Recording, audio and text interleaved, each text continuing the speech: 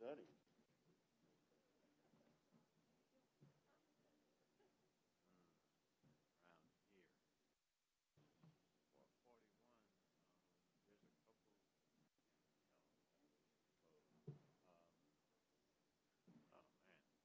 Yeah, 441,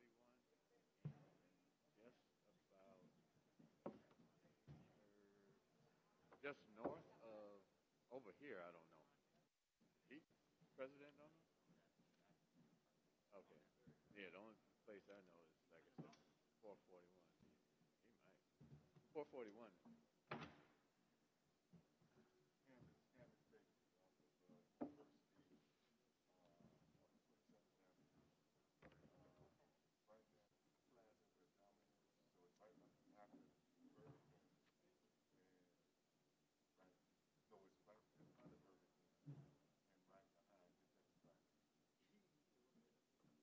Where you know? Oh yeah, yeah. I know it. Yeah, yeah, yeah.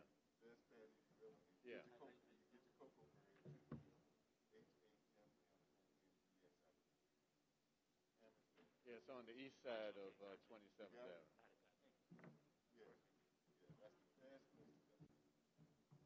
I was thinking about the spot up on 441. Just there's a restaurant. This discount where discount auto parts are. Okay, I know. Yeah. Yeah.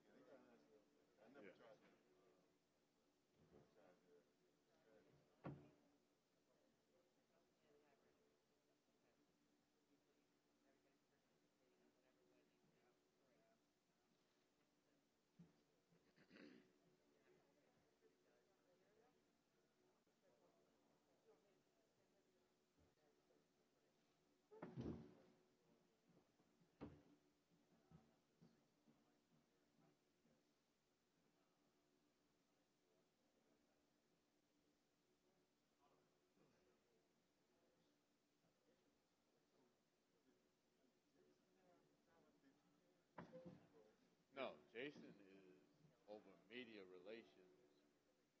He's VP of media relations. He has a job that a guy named Harvey had for about 30 years. Yeah, he's like, and he's vice president now over.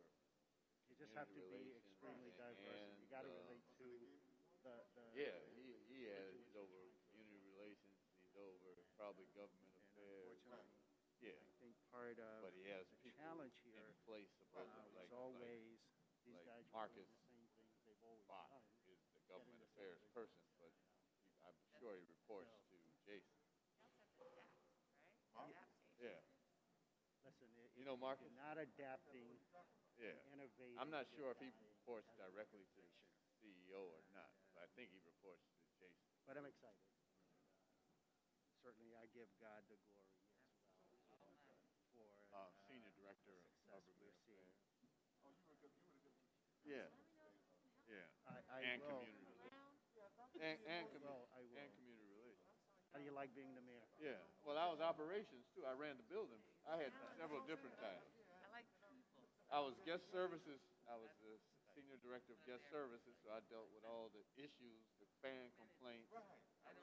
And I trained all the event staff, customer service. I did that too, and then operations. Then I ran the building for like 3 or 4 years. And then when I left, I started in community relations. That's where I started when I started in '97. Okay, so introduce myself. And then I left in '99. Went to American Airlines. I was the marketing director for the Caribbean for American. Yeah. Then September 11th happened, and my department got shut down at American. And then I went back as the guest services director. And that's when I got from guest services. I got promoted to senior director of guest services, and then operations. And I was running the building for 4 years, and then I went back to doing government and community before I left.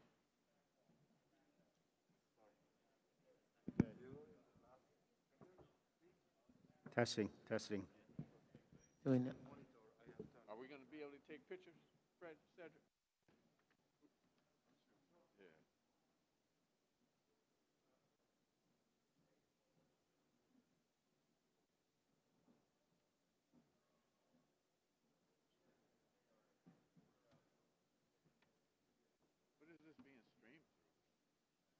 saw somebody posted on Instagram. So did you, Actually, Dottie where'd you posted do all on your studies at? Instagram that it was happening. Temple, yeah, in Philly. My phone is Red track there. Where, where is it being streamed? And then state of Minnesota for 1 year. Yeah. Sight unseen. Okay. And I saw someone posted on Instagram that it was actually Dottie had posted. There's a lot of good happening That in it was this happening. community, but there's so much more that could be happening. Absolutely. Thank you. Where are you from? I grew up in Alabama and went to school at the University of Louisiana, Lafayette, and Prairie View for my master's and my doctorate at Baylor. I think if we could Hey, Ruben, see my little cheat sheet there?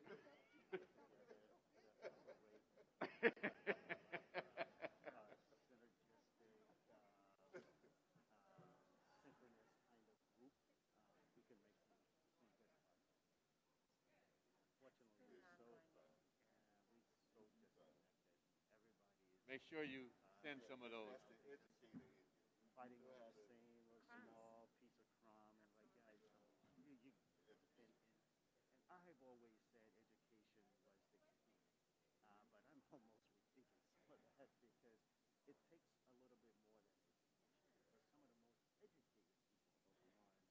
But some of the most educated people are the ones who have that mindset. So if you don't, you can have 1,000,001 degrees, but if your mindset is so myopic. Please.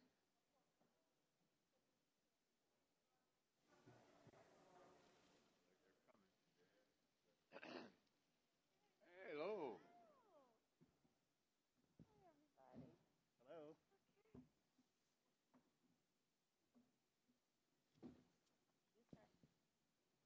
Well, good afternoon, everyone. Thanks for coming out today. My name is Crystal Wagar, Mayor of Miami Shores, Florida. It is my absolute pleasure to be with all of you and be able to moderate this roundtable today. I want to thank our participants and everyone joining us via Zoom this afternoon for this very critical conversation. We are here today to hear from our very next Vice President of the United States, Senator Kamala Harris. And more importantly, we are here for Senator Harris to hear from us. I've had the pleasure of knowing Senator Harris for over 10 years, and it's been incredible to watch her journey over the years. I'm so excited that the rest of the country and the world will get to know Kamala and witness her brilliance, her empathy, her compassion, and her leadership style. Today, we have assembled Black community leaders from every part of Miami-Dade County here at Florida Memorial University, located in the beautiful city of Miami Gardens. We will hear about the various challenges facing our Black community during this unique and difficult time in our nation's history. Here is what we know. It did not have to be this bad. And as we face an unprecedented public health crisis, an economy that is spiraling, and a cry for racial justice, we see that Donald Trump has failed to lead this country at every turn. Every step of the way, he has left the Black community behind, despite how he spends it. However, I always remain hopeful, and I know that a Biden-Harris administration will get this country back on track and build back better. So it is my honor to kick off this roundtable by introducing none other than Congresswoman Frederica Wilson, a lifelong teacher, a mentor in so many communities here in South Florida, and a powerful advocate for all Floridians. She also happens to be my congresswoman, so I might be a little bit biased. Representative Wilson, thank you for being here with us today. And Madam, the floor is all yours. Oh, thank you. Thank you so much to our fabulous, amazing mayor of Miami Shores, a great leader, Crystal Wagar, Mayor. We're so happy to have you.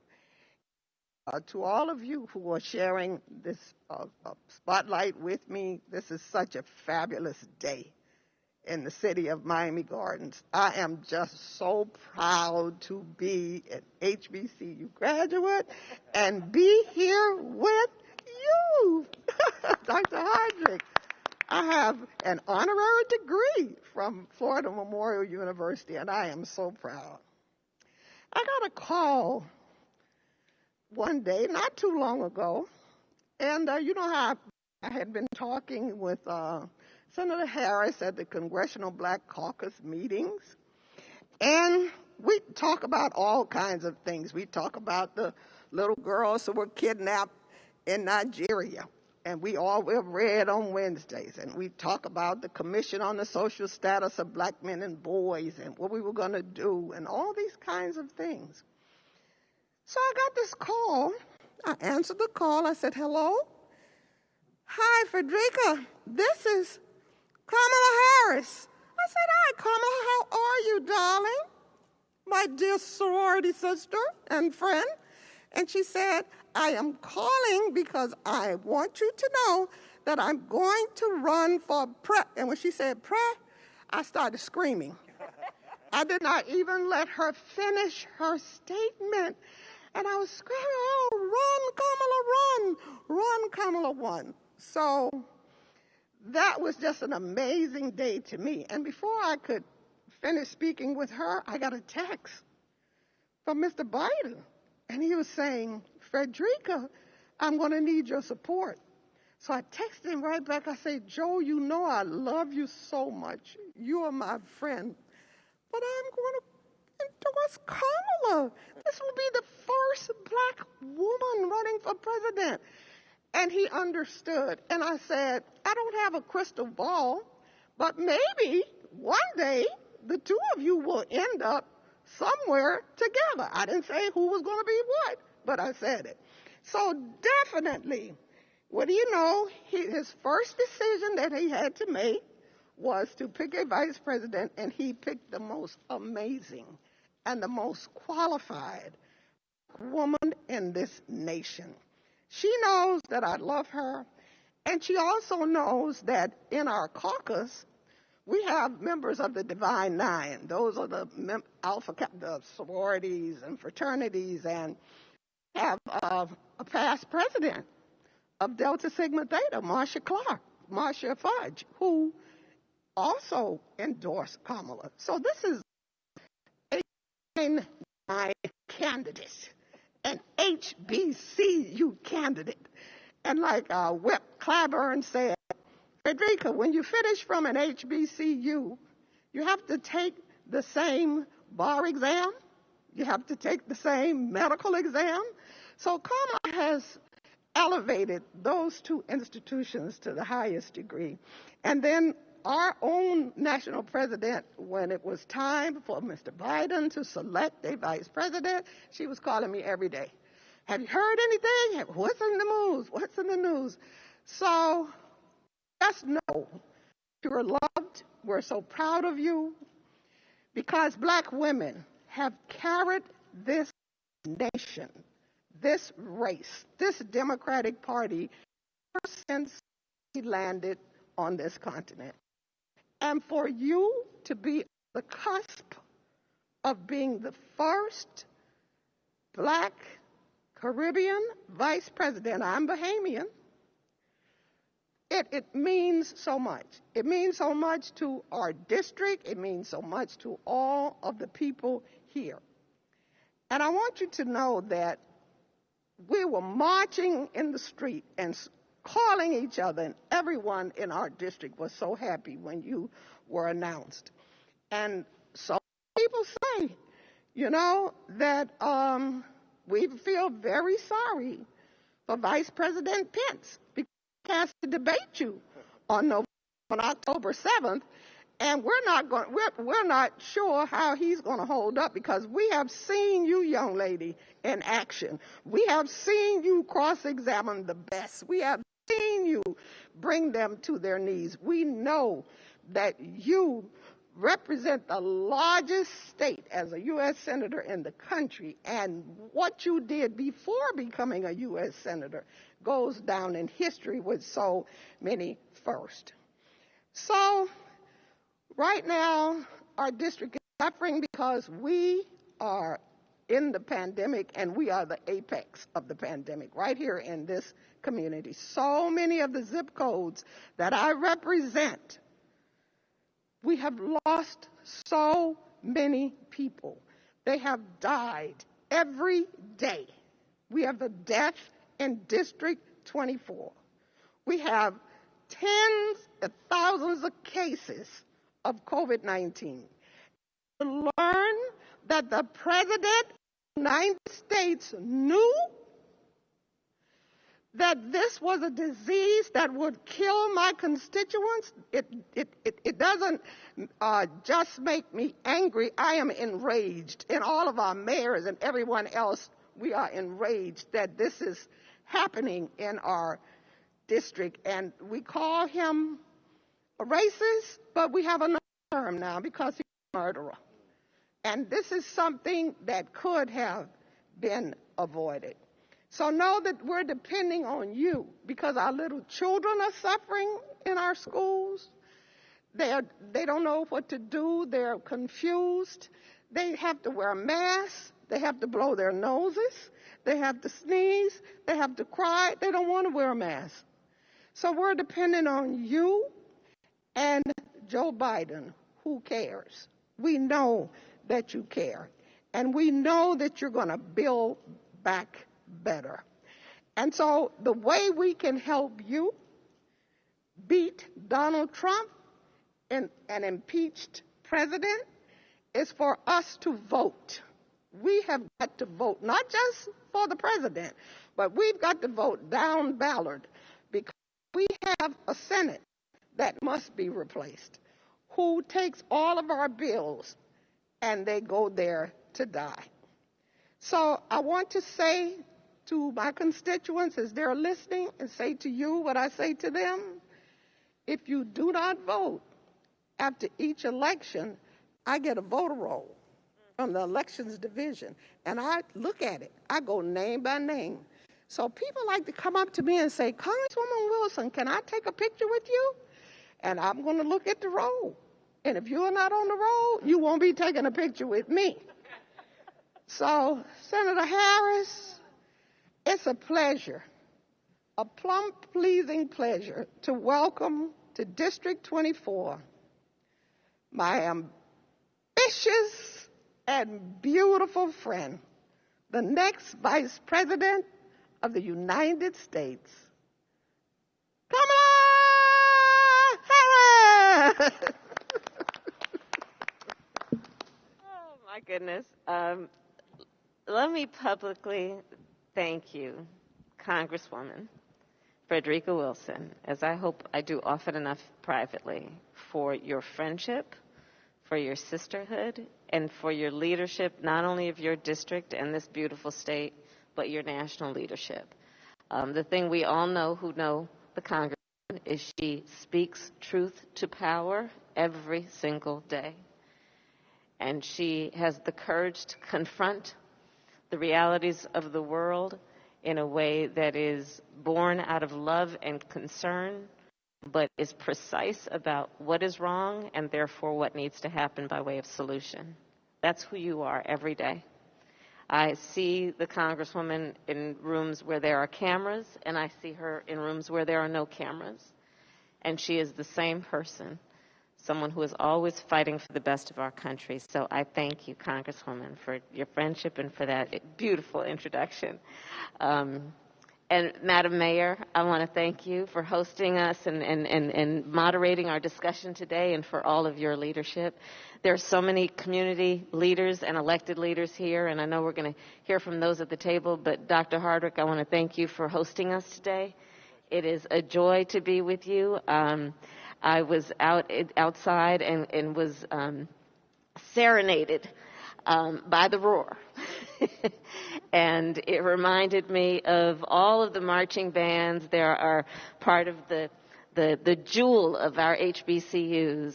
But I looked at those students, and I said to them what I saw, that I saw a collection of young leaders, and when I look at them, I see the future of our country, and that inspires me to know that our future is bright.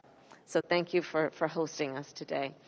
So I just want to, before we get into the conversation, and this is a group of very informed leaders, and I'm really looking forward to a candid conversation about what's happening here in Miami, but as an extension of what's happening in our country as it relates to all people, but with a particular emphasis on what's happening with the African American, the Black community here in Miami and in Florida. Because I am here on behalf of myself and Joe Biden to listen and learn, to ensure that the work that we are doing and intend to do is relevant to the people of this community, and it is about lifting them up and seeing and hearing them in the process of doing that. But I just want to start by some news that just broke recently. It's regarding a book that Bob Woodward wrote. And here's the thing. So basically what we are hearing is that on January 28th, the president and the vice president were informed about the imminence and the dangers of COVID-19. January 28th. On February 7th, the President of the United States, who has the unique and very important and special responsibility of concerning himself with keeping the American people safe, was in a conversation where he told, and we've heard that conversation, it's not like it's a narration of the conversation, we've heard it, said that COVID was deadly stuff, said that it is airborne. This is the same man, Donald Trump, who for days, weeks, if not months thereafter, called it a hoax, dismissed the seriousness of it to the point that he suggested people should not wear masks. He knew it was airborne, that people would breathe it. You know, Joe Biden said it well. He said, well, I guess we now know he knows how to read. He knew the facts of it. 5% potential lethality. He narrated all that in that conversation. In February and January, he had all this information. Yet he held rallies. He suggested that to wear a mask is a sign of weakness as opposed to a sign of strength. This is the President of the United States. So we continue to have examples of the fact that this is an individual who is not concerned about the health, safety, and well-being of the American people, and is frankly engaged in a reckless disregard of the lives and the health and well-being of the people of our country. I find it so outrageous. And here we are in this community talking about the number of deaths, talking about the number of people who have contracted the virus, talking about the number of people who have become unemployed or standing in food lines, who are begging of their government that we will extend unemployment benefits because of a pandemic that resulted in economic disaster of a measure compared to the Great Depression. And the Commander-in-Chief of the United States of America was in possession of this information that long ago, but conducted himself the way he did. There are so many reasons why Joe Biden needs to be elected president of the United States. And if those reasons did not make it clear why, this certainly does.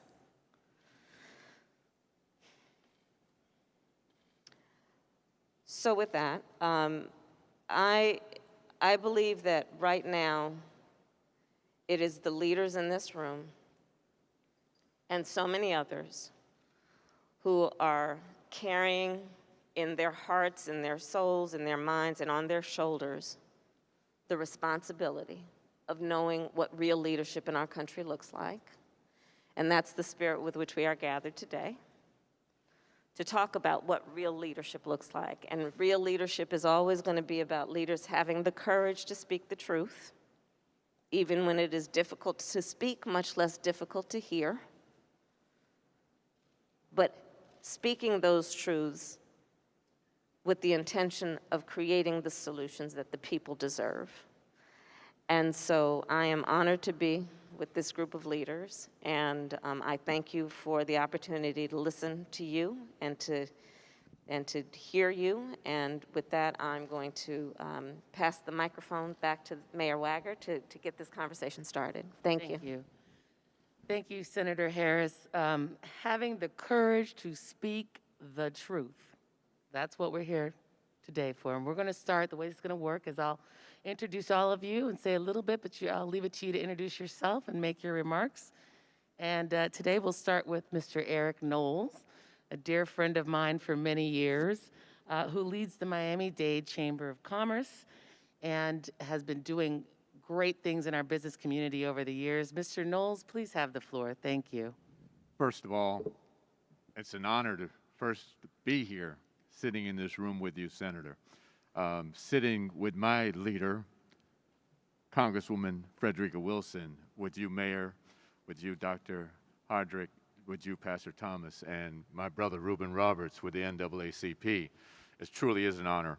I am the president of the Miami Chamber of Commerce, founded in 1974 because of the lack of opportunity and the disparities that were happening in 1974 that continue here in 2020. I talk about disparities with Dade County, Miami-Dade County, with Miami-Dade County Public Schools, where black businesses receive less than 2% of county contracts, of school board contracts. When we talk about the pandemic and we talk about George Floyd, we talk about the perfect storm that the rest of the world finally opened their eyes to, and the onion was peeled back of the systemic racism that has plagued the black community since Plymouth Rock, as they say, landed on us.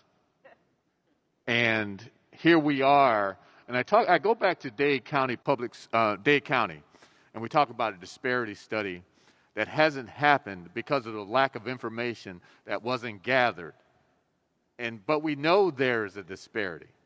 We know that there's systemic issues in the policies that keep us from advancing.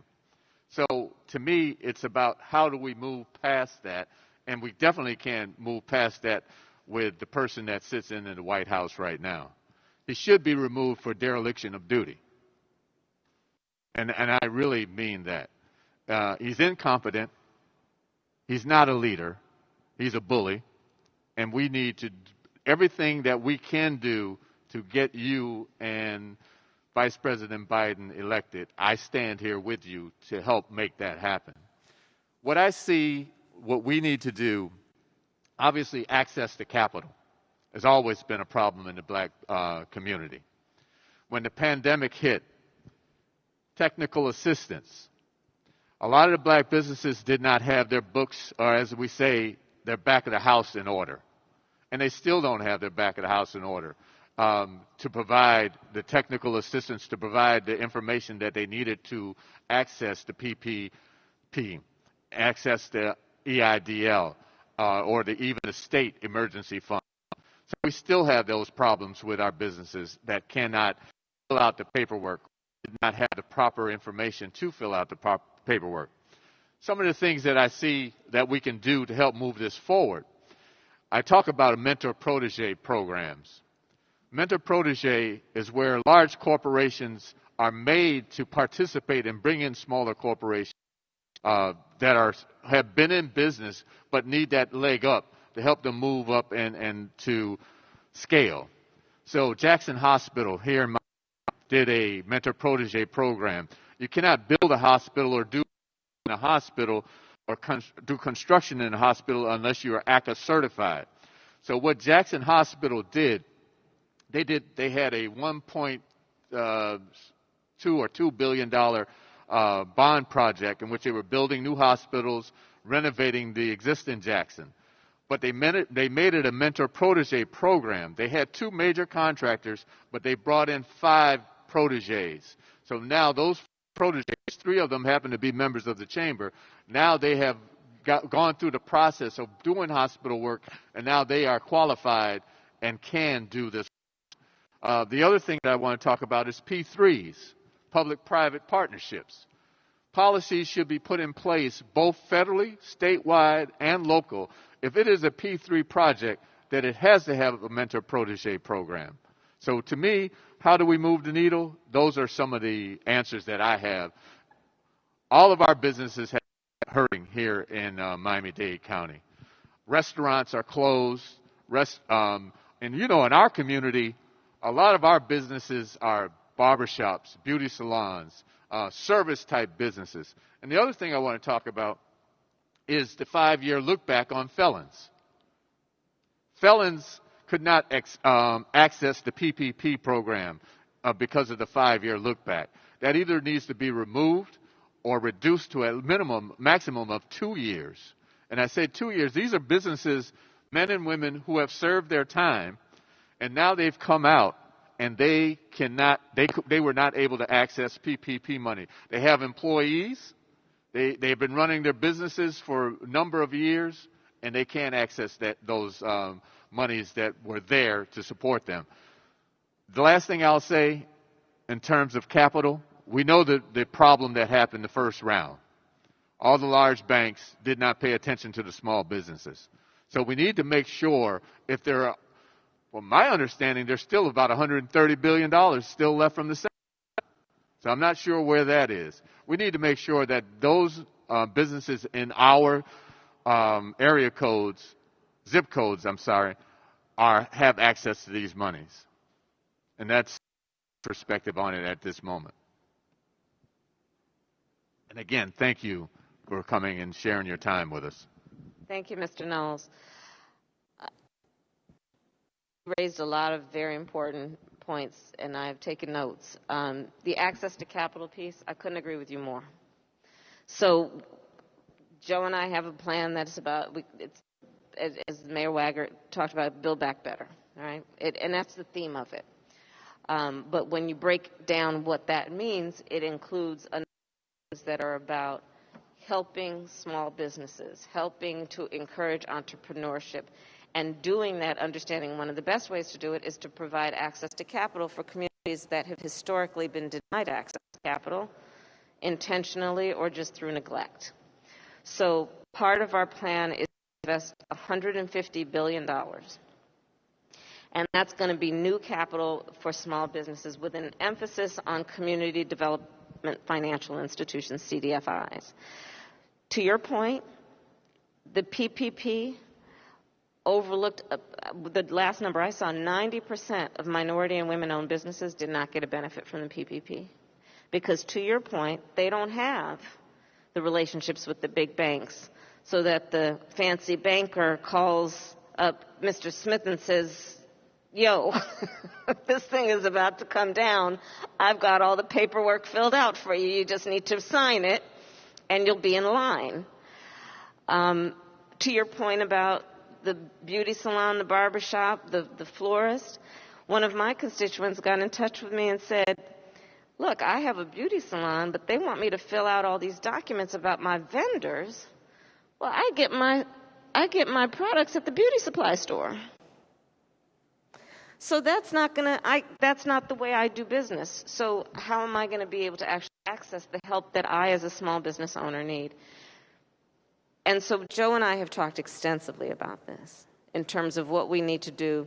One, in terms of recovery from COVID, and lifting back up our small businesses, but also what we need to do moving forward to invest in the natural entrepreneurship that exists in our communities that needs to be cultivated and supported in every way through mentorship. And so that's part of how we are designing it, that as part of the federal support, there would be that kind of mentorship that you described.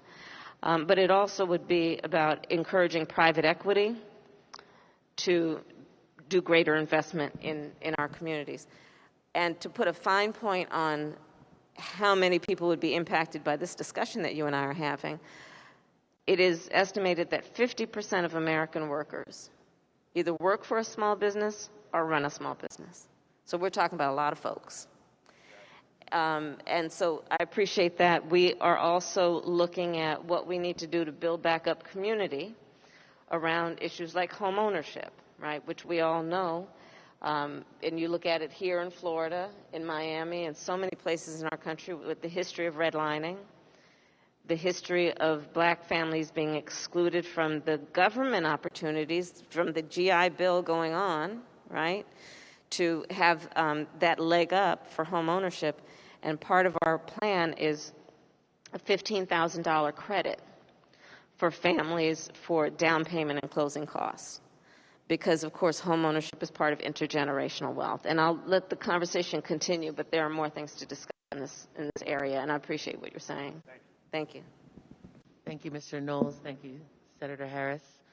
Next, we have President Japhis Hardwick. He's the president of this wonderful university from which we're sitting in, Florida Memorial University, a historically black university. And we welcome you today. Tell us a little bit about yourself.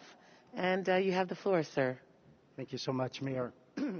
Let me just say, first of all, congratulations to Senator Kamala Harris and Vice President Joe Biden on their quest to become the next leaders of our great nation. On behalf of the students, the faculty, staff, and our Board of Trustees, we welcome you. Thank you for visiting us. And I'm really elated that you enjoyed the Roar, the band, and believe it or not, they are new. I just started that program. And they are really good. They are doing a phenomenal job. And these are students, again, who, like so many others, were not really sure college was the place for them. And so it's opportunities like that really that inspires them to want to attend college. And so I think all of us know that the situation we're in, we didn't have to be here, is the reality. And so this past academic year was certainly unlike any in our history, as the novel coronavirus pandemic impacted our world in unprecedented ways, and especially right here in our own country. Back in early March, the pandemic forced so many colleges and universities to pivot and to make drastic changes in our traditional modalities of delivering instructions. And I think all of us know that many of these universities, even the most wealthiest of our institutions, are feeling that impact. So can you imagine what our HBCUs are feeling like? One of the things that we quickly discovered as we made this transition, and that was the digital divide was even more pronounced. When we had to quickly move from, again, the traditional method of teaching to the online instructions, we realized that there were so many of our students who didn't even have computers. And we quickly had to make arrangements with a technology company in our community in order to get devices for so many of our students. So I think we all know that the pandemic has really impacted us in ways beyond what we could even fathom. And as I indicated before, we didn't have to be here. So Florida Memorial has been around for 141 years, providing educational access for so many undeserving students. 90% of our students are first-generation, low-income students. And that means that we open up opportunities for these students to be able to come into our university. They come in, many of them not prepared for college, but through the high touch and the nurturing environment that we provide to our students, we see them evolve, and they become confident in their abilities to excel. And this university has produced many doctors, lawyers, judges, business owners all over this country, and have done phenomenal work and continue to do phenomenal work. So I'm very proud of what we're doing here at our university. So when you think about HBCUs, again, we comprise 3% of educational institutions, but yet we're producing about 80% of the graduates in our nation. And these are your future workforce, is your future workforce development. And so we're educating our students on, one, what it means to be highly competitive, how to create your own business. That's one of my goals here is, three goals is to, one, make sure that when our students graduate, that they're able to get into top-notch graduate programs. Number two, they will be prepared with the skills necessary to compete in a global marketplace. Or number three, they become entrepreneurs. And that's what we're putting programs in place now to really help our young men, women think about economics. The other thing that I want to quickly talk about is just the injustice. Not only are we looking at a health disparity and pandemic, but there's also a racial one. When you think about the racial unrest that is occurring in our nation, the divide that is happening in our nation, I think we should all be ashamed at this point. When we should be coming together, working collectively, we are divided as a nation. And so one of the things we're doing here is that we've launched the Florida Memorial Social Justice Institute to really begin to talk about a lot of these issues and address many of these racial issues that have literally devastated our nation, from economic injustice, the healthcare injustice, and the list goes on and on and on. Because we know that the pandemic itself has really impacted us in disproportionate ways. And I think some take advantage of that because they think, oh, it doesn't matter. It's really impacting only black people or brown people. Well, you got to think about the fact that, like Eric talked about, it has caused thousands of businesses to close. It has caused millions to be unemployed today. And that means that they have no economy, no economics coming in. So, of course, that impacts them trying to go to school. And so when you think about small institutions like us, we are literally working on a shoestring budget. We're pulling out everything we can to make sure we keep our young men and young women in school so that they can compete for opportunities in our nation.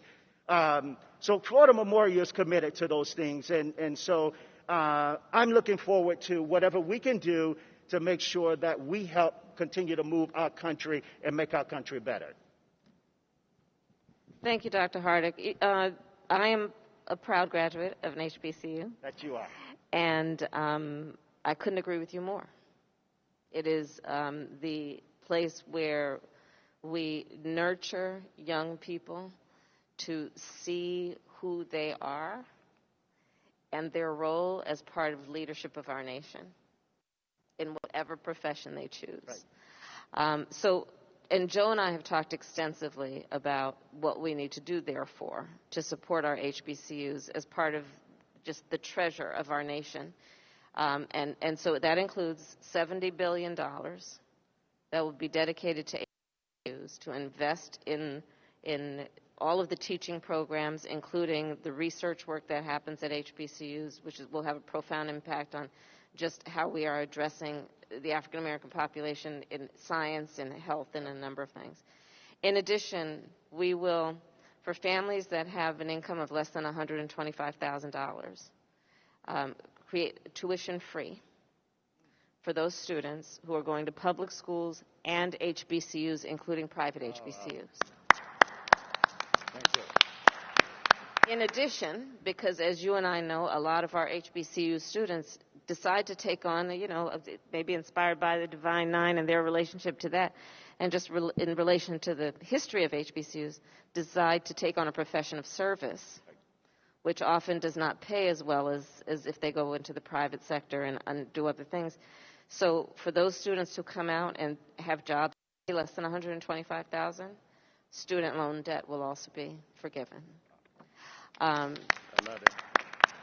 And then also free two-year college, because we know that for so many of our students who may not attend an HBCU, but may be the family members, we want to support our young people for whatever they pursue by way of education after high school. Right. Some that will be a college and university, for some it will be a two-year program or an apprenticeship or something of that nature, and we want to make sure that we support them in that quest. So thank you. I appreciate you. Thank you. Wow, we're looking forward to that plan. As a granddaughter of a woman who went to an HBCU and raised me up, and as a sister of a brother who went to a very proud HBCU, this is exciting news. I'm very good. Thank you for all the hard work you're doing, Dr. Hardwick. Next, we have Pastor Rhonda Thomas. She's a powerhouse woman, and was ordained in 2006, and she facilitates powerful conferences for women, youth across Florida, Georgia, and the Bahamas. Pastor Thomas, the floor is yours, and welcome. Okay, thank you. Good afternoon. I do want to start by first saying thank you. I guess I'm going to prophetically speak, Vice President Harris. Thank you for being the example and giving Black women hope, being the example of giving Black girls hope. You stand out in a way like no other, and we appreciate you and all that you've done, and we know the plan that you have and the plan that God has given you. I stand in a twofold way as a pastor. My husband and I are the founders of our ministry, which is not that far from here, for over 30 years. And then I stand as the first Black woman to serve as the executive director for Faith in Florida, which we are a statewide organization where we organize multi-faith, multi-racial clergy around racial and economic justice. My daughter is a graduate of a HBCU, Florida A&M University. When she went there, I had no idea that she would be considered a hero. She serves as an ICU nurse at Jackson Hospital. From March until now, she's had is COVID patients. My younger brother came out of retirement as a paramedic to get on the front line, who now serves as a hero. And then my nephew, who is a firefighter. So that's 3 from my immediate family who still on the front line fighting to help others for an administration that failed us. In Miami in particular, where I'm born and raised, seen the good, the bad, and the ugly, but a city that I love. Not just the pastor, but this administration unfortunately failed communities who has often felt left out from the beginning or before the pandemic actually hit. The work that I do is to encourage and bring forth a beloved community where we will all feel a sense of belonging.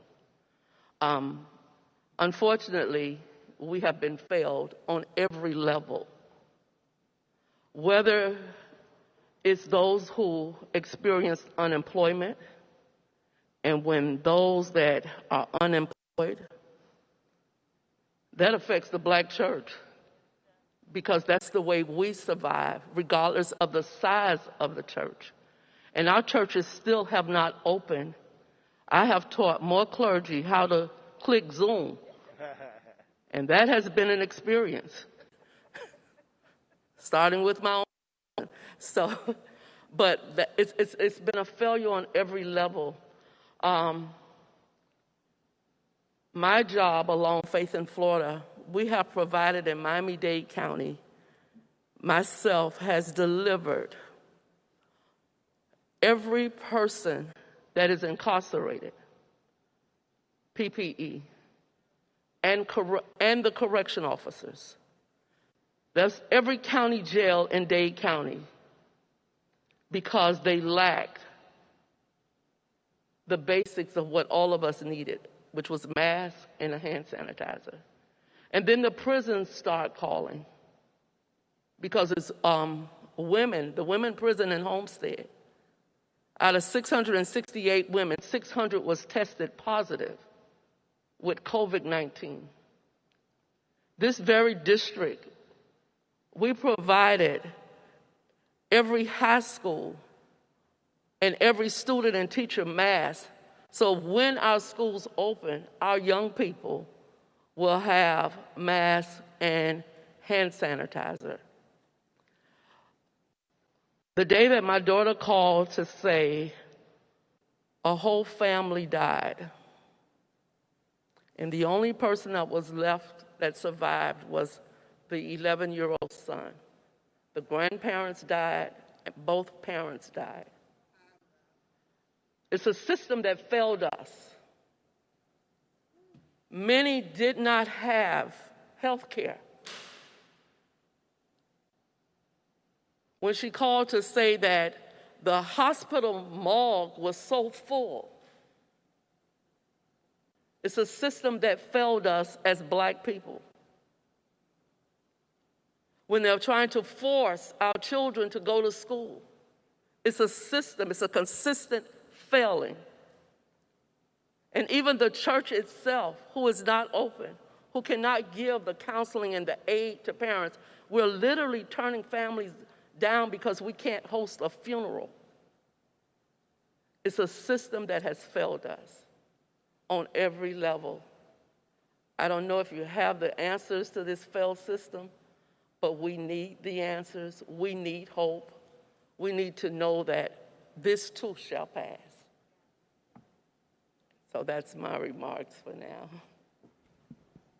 Oh, Pastor, right, these are those moments where we must walk by faith.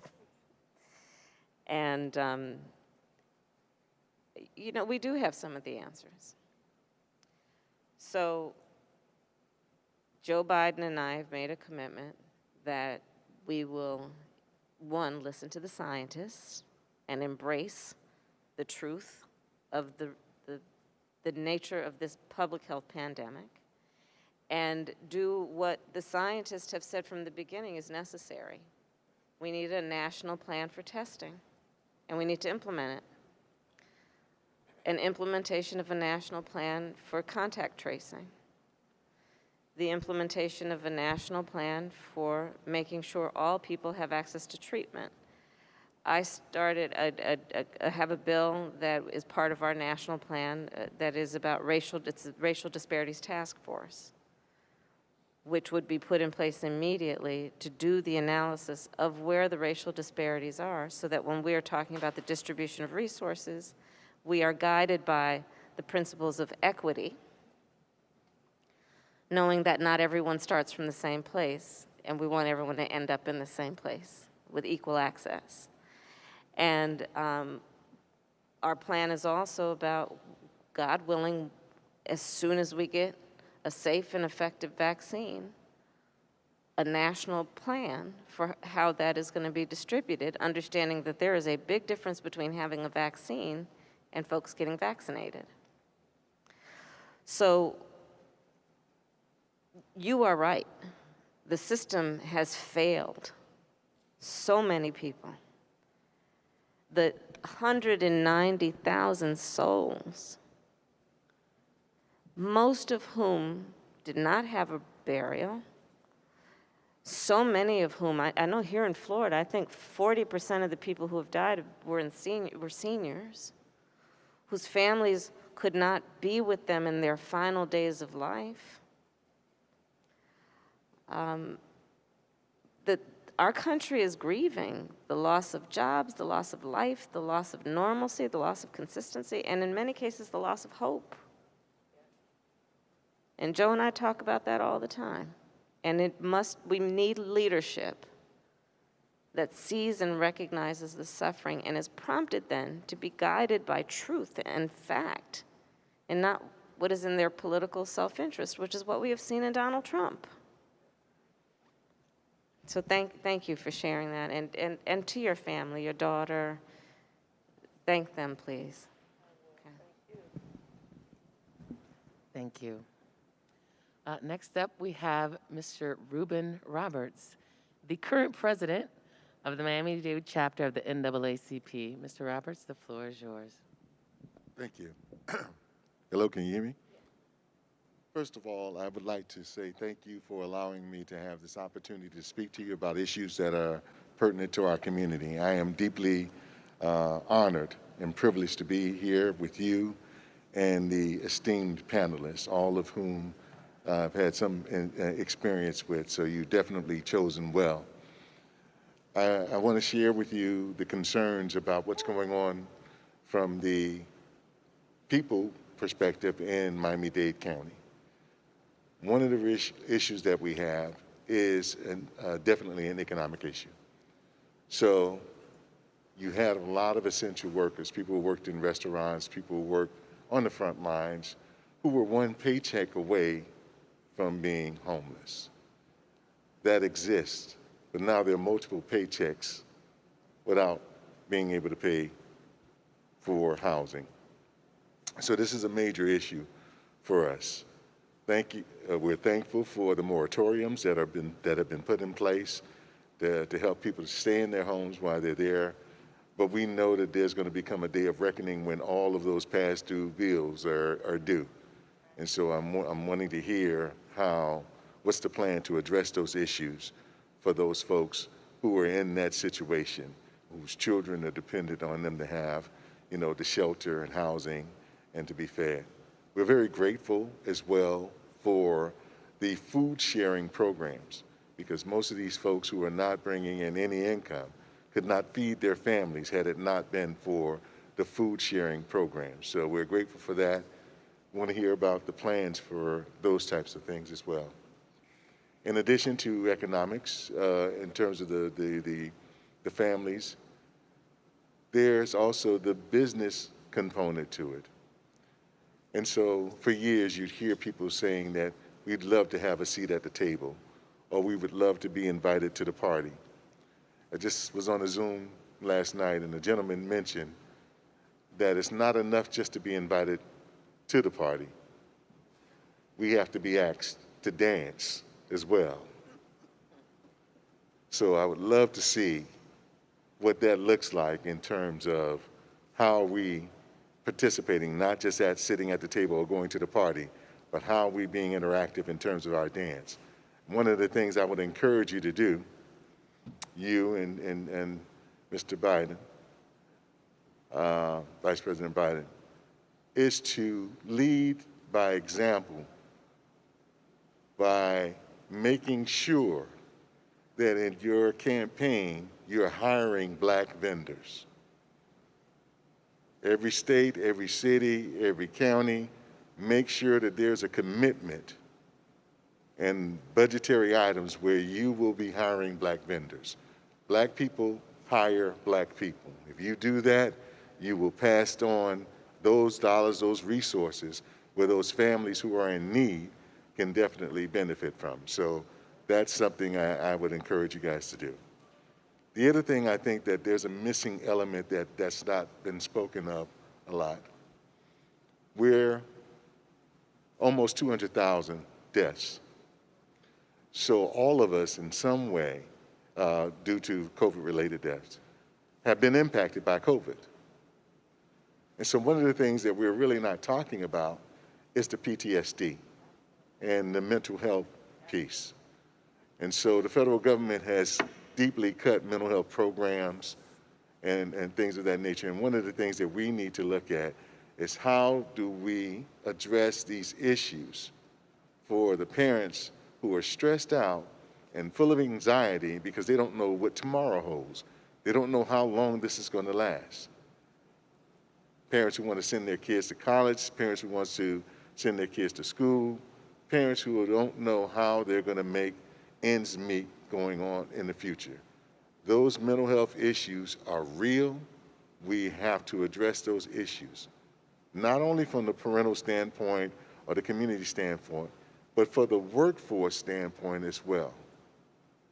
People are going to be asking folks to come to work as normal. without even addressing or having anything in place for them to process what they've experienced in terms of a loss of a loved one, a significant person in your family, loss of property, loss of whatever it is that you've lost, how to deal with the anxiety. Our workforce, our educational system is going to be deeply impacted by those mental health issues that we definitely need to address. And so I encourage you to have some sort of answer for that, because we don't know when this end is going to happen, and the uncertainty is real. I was pleased to hear about the programs that you have in place about higher education and making sure the first 2 years of college is free. I'd like to see you come up with a plan, too, to forgive student loans for those who've been out of school for a while but struggle, because you have a segment of the population who can't even purchase their first home. They have a nice job, but they're so indebted in terms of their student loans, they can't even purchase their first home. So we need to make a way for those folks to be able to pay into the system through their taxes by paying for those homes, and we need to have some sort of forgiveness on that. The other thing I heard that you mentioned I thought was so very important, we need to save our HBCU. We are with one of the best presidents of an HBCU right here today, and this institution has grown by leaps and bounds under his leadership, and it will continue to grow, I'm certain. But not only do we need for those dollars available for students, but we need also developmental dollars so that they can build more dormitories, they can build more facilities for their students. We also need, in addition to those research dollars that you spoke of, we need dollars that are coming from SAMHSA and NIDA, where they are intentionally reaching out to HBCUs. Black people in the areas of behavioral health and sciences are the most researched people in the world. And so who better to lead those research than an HBCU? So in addition to those dollars, as you give dollars to NIDA, SAMHSA, and such, CSAP, those dollars should be, some of those dollars should be earmarked where they're going to be working with an HBCU. I would love to see under your administration that you develop a council with these HBCU presidents and work with them to help them to get more involved in research and to get more involved into having evidence-based programming or studies at their institutions. Challenge is you can't afford to have the latest information because you're just on a shoestring budget. So we need to resolve that issue as much as possible. And finally, social justice. Well, social justice and housing. Social justice. I know there's not much you can do in terms of helping to solve the problem of people who have hatred in their heart, to see other people who may be different from them as human. And that's a major problem that we have right now. The basic feeling or the basic of being recognized as human. I often say when they see us as human, they'll treat us as human. And I think that since the advent of George Floyd and so many other incidents that we've seen, which shows that they're not shying away from this, the violence. In your state, there's still hangings that are unsolved. I mean, and lynchings that are unsolved that happened recently. So I want to say this, in terms of police reform, in terms of anyone that does business with the federal government, if they are hate-based or hate-related, they should not be eligible to do business with them.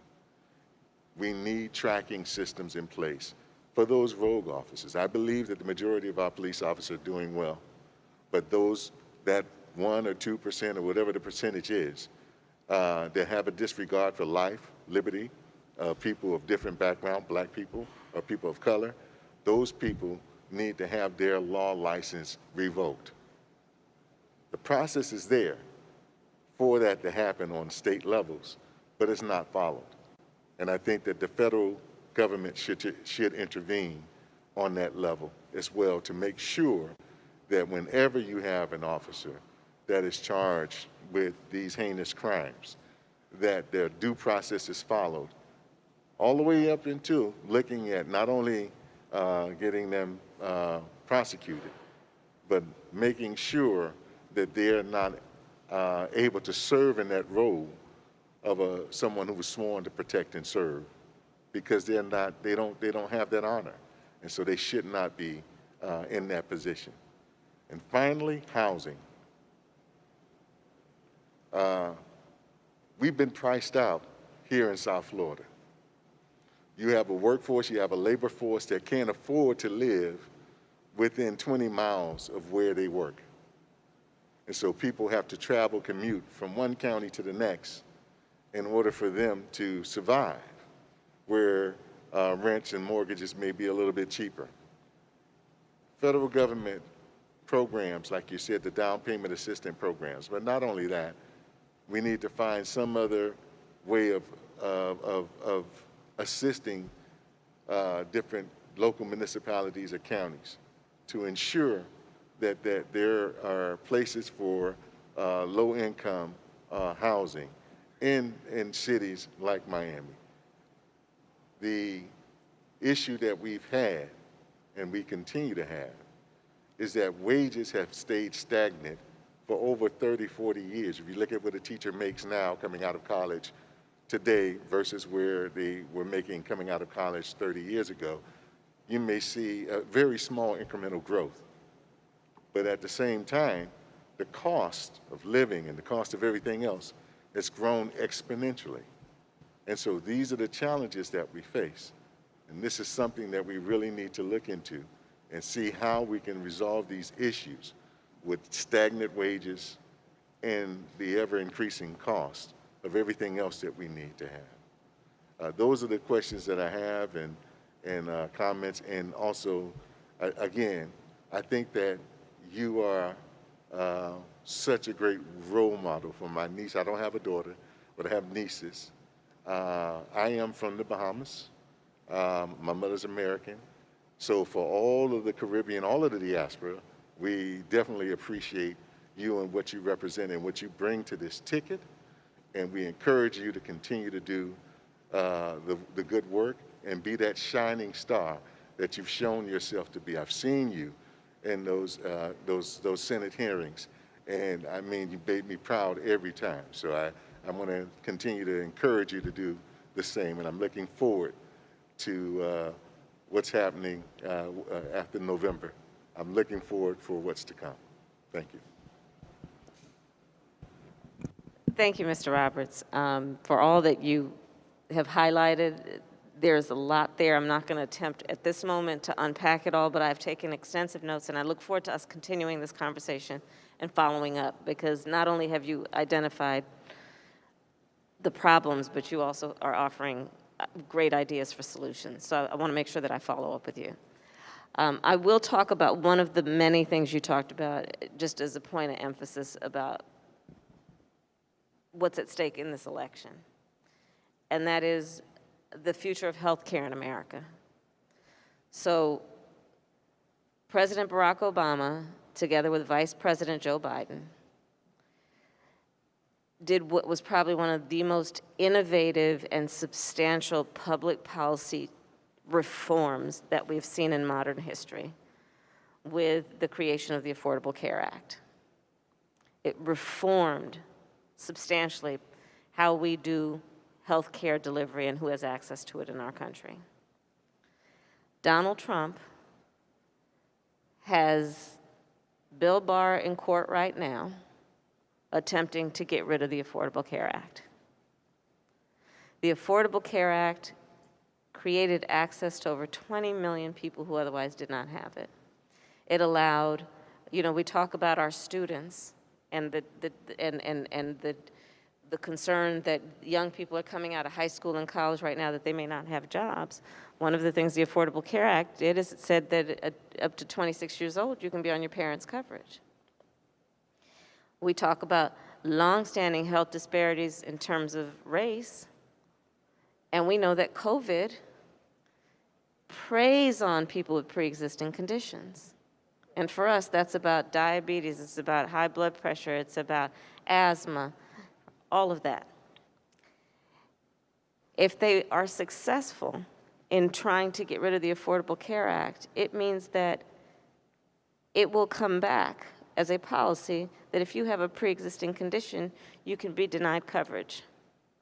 Understand that COVID, we still don't really know the long-term health impact to the human body if you are one of those over 6 million people who contracted the virus but through God's grace lived. Things like lung scarring, which going forward would be considered potentially a pre-existing condition for which you could be denied coverage if Donald Trump has his way. Joe Biden, on the other hand, not only would keep the Affordable Care Act intact, but has as a major priority that we would expand coverage under the Affordable Care Act, including mental health care.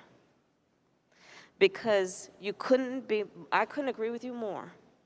The undiagnosed and therefore untreated trauma that people were experiencing before this pandemic. I've long worked on this issue in terms of the children growing up in poverty, which, by the way, poverty is trauma-inducing. Growing up in communities where there are high rates of violence because of poverty, that is trauma-inducing. Our children are not being diagnosed and therefore not treated. We have, as a public health care system, long been under some misconstrued notion that health care means addressing the body from the neck down, instead of wondering, we also need health care from the neck up, right? You recognize somebody if they broke their arm and say, oh, can I sign your cast? Can I open the door for you? But we don't do that in terms of mental health care. So Joe and I have talked extensively about it, and this is one of our priorities, but I do want to connect it to also this election and what's at stake in the next 54 days. Because if Donald Trump has his way, there could be at least 20 million people who almost immediately will lose their coverage, including all those folks with pre-existing conditions, much less what we can do to expand coverage, including an emphasis on mental health care.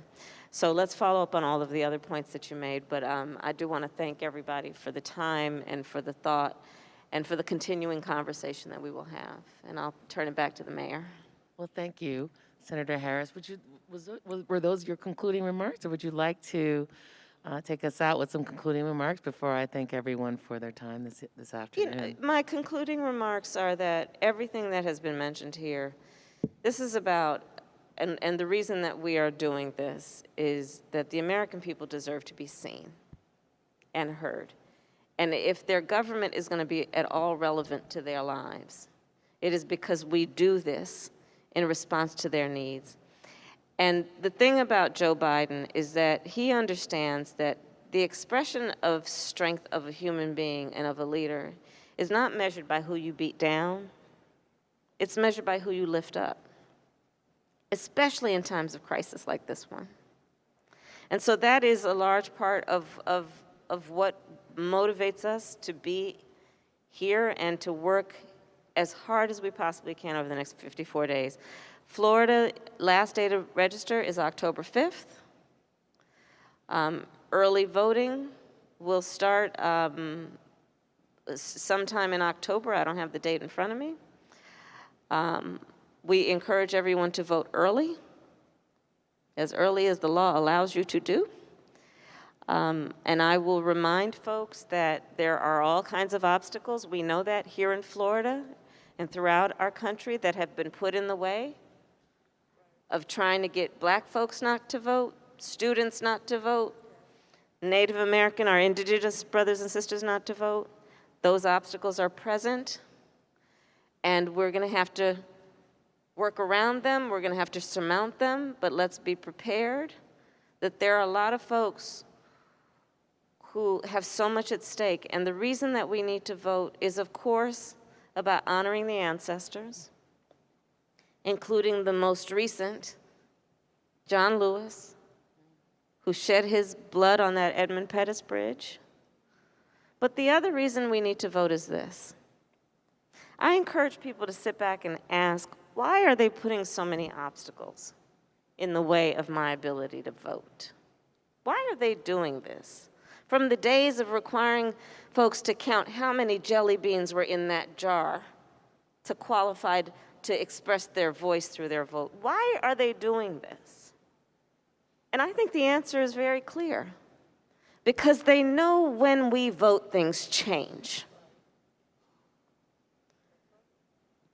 And therein lies our power,